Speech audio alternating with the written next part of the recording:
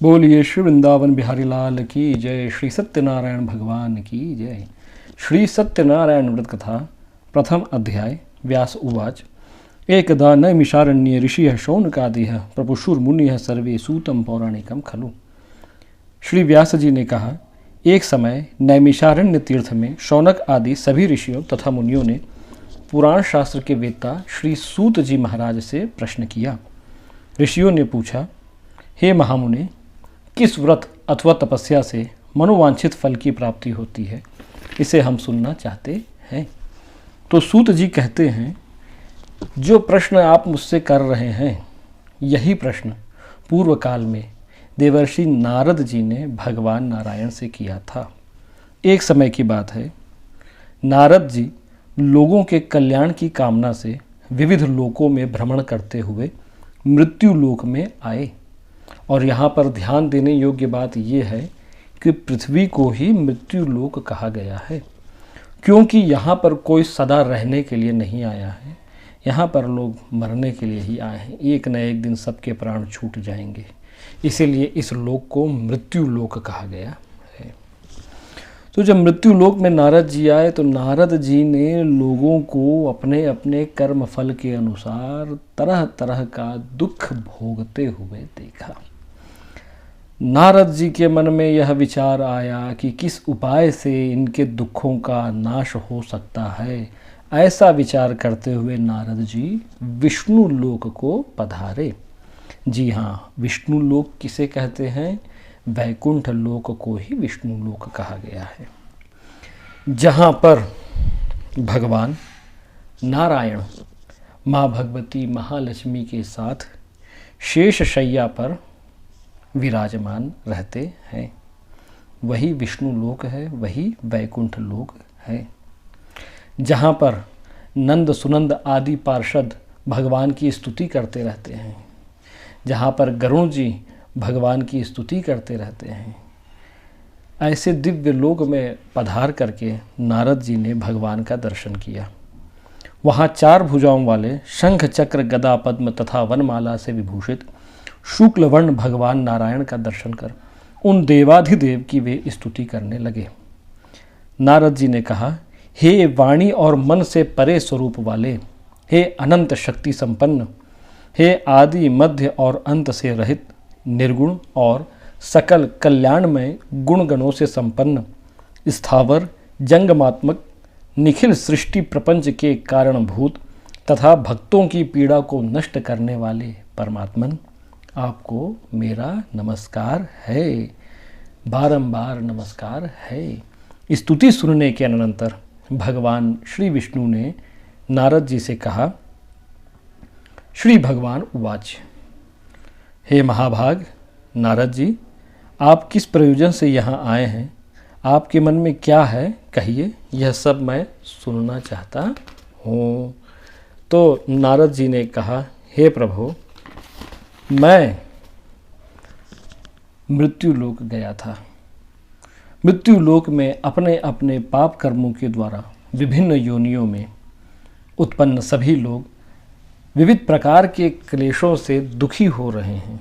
हे नाथ, किस लघु उपाय से उनके कष्टों का निवारण हो सकेगा? यदि आपकी मेरे ऊपर कृपा है तो वह मैं सुनना चाहता हूँ, उसे बताएं। तब भगवान ने कहा, हे वत्स, हे नारद, संसार के ऊपर अनुग्रह करने की इच्छा से तुमने बहुत उत्तम बात पूछी है।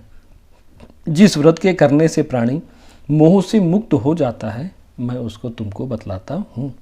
सुने हे वत्स, स्वर्ग एवं मृत्यु लोक में परम दुर्लभ श्री सत्यनारायण का व्रत कहा गया है, जो महान पुण्य देने वाला है। आपके स्नेह के कारण इस समय मैं उसे कह रहा हूँ। अच्छी प्रकार से विधि विधान के साथ जो भगवान श्री सत्यनारायण का व्रत करते हैं, वही शीघ्र ही सुख प्राप्त कर परलोक में मोक्ष प्राप्त करते हैं। भगवान की ऐसी वाणी सुनकर नारद जी ने पूछा, किम फलम किम विधानम च कृतम केनैव तद्व्रतम तत्सर्वम विस्तराद ब्रूहि कदा कार्यम व्रतम प्रभो। नारद जी ने कहा, पूछा, हे प्रभु, इस व्रत को करने का फल क्या है, इसका विधान क्या है, इस व्रत को किसने किया है और इसे किस प्रकार से करना चाहिए, यह सब आप मुझे विस्तार पूर्वक बतलाइए। जब बारंबार नारद जी ने प्रार्थना किया तब भगवान नारायण कहते हैं, श्री भगवान उवाच, देखिए नारद जी, यह जो सत्यनारायण का व्रत है यह दुख शोक आदि का शमन करने वाला है, धन धान्य की वृद्धि करने वाला है, सौभाग्य और संतति देने वाला है तथा सर्वत्र विजय प्रदान करने वाला है। जिस किसी भी दिन, देखिए यहाँ पर ध्यान देने योग्य बात यही है कि भगवान की कथा करवाने के लिए, कथा सुनने के लिए किसी दिन तिथि वार मुहूर्त की आवश्यकता नहीं है। सदा सेव्या श्रीमद् भागवती कथा, क्योंकि भगवान की कथा सदा श्रवण के योग्य है। उसके लिए आपको मुहूर्त देखने के, मुहूर्त किन कार्यों के लिए? सांसारिक कार्यों के लिए मुहूर्त देखना चाहिए।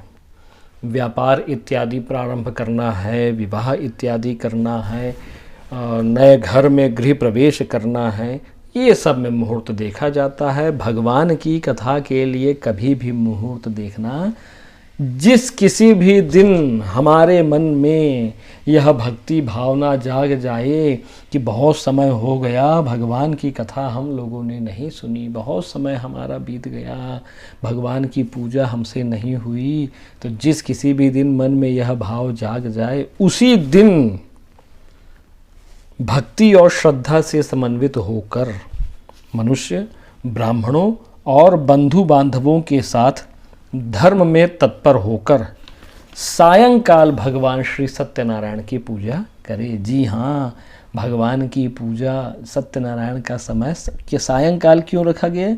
दिन भर व्रत करिए, उपवास करिए और सायंकाल के समय भगवान श्री सत्यनारायण की पूजा करिए। नैवेद्य के रूप में उत्तम कोटि के भोजनीय पदार्थ को सवाया मात्रा में भक्ति पूर्वक अर्पित करना चाहिए। जी हाँ, भगवान को, श्री सत्यनारायण भगवान को सवाया मात्रा में आप 1.25 किलो है, 1.25 पाव है, इस प्रकार से अर्पित करना चाहिए। केला है, घी है, दूध है, गेहूं का चूर्ण है अथवा गेहूं के चूर्ण के अभाव में साठी चावल का चूर्ण, जिसे सूजी भी कहा जाता है, शक्कर है, गुड़ है, यह सब भक्ष्य सामग्री सवाया मात्रा में एकत्र कर लड्डू गोपाल जी को, भगवान श्री सत्यनारायण जी को निवेदित करनी चाहिए। बंधु बांधवों के साथ, तत्पश्चात बंधु बांधवों के साथ भगवान श्री सत्यनारायण की कथा सुनकर ब्राह्मण को, पंडित जी को दक्षिणा देनी चाहिए। तदनंतर बंधु बांधवों के साथ ब्राह्मणों को भोजन कराना चाहिए। भक्ति पूर्वक प्रसाद ग्रहण करके नृत्य गीत आदि का आयोजन करना चाहिए। जी हाँ, भगवान का प्रसाद पाने के पश्चात भजन कीर्तन आदि करना चाहिए। तदनंतर भगवान श्री सत्यनारायण का स्मरण करते हुए अपने घर को जाना चाहिए। ऐसा करने से मनुष्यों की अभिलाषा अवश्य ही पूर्ण होती है। विशेष रूप से कलियुग में, पृथ्वी लोक में यह सबसे छोटा सा उपाय है। इति श्री स्कंद पुराणे रेवाखंडे श्री सत्यनारायण कथायाम प्रथमोध्यायः।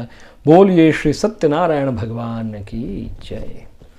इस वीडियो में पहला अध्याय भक्तों को सुनाया गया है। मेरे ओर से यही प्रयास रहेगा कि मैं जितने सनातन धर्मावलंबी हैं, जो आस्तिक हैं, जो भगवान की भक्ति में डूबे हुए हैं, उन लोगों तक हमारी पुराणों की कथा सुनाऊं, पहुंचाऊं यथार्थ रूप में। तो इस वीडियो में पहला अध्याय संपूर्ण हुआ है और आगे के अध्यायों के लिए अगली वीडियो में आप सब इंतज़ार करें। जय श्रीमन नारायण, जय श्री कृष्ण, राधे राधे।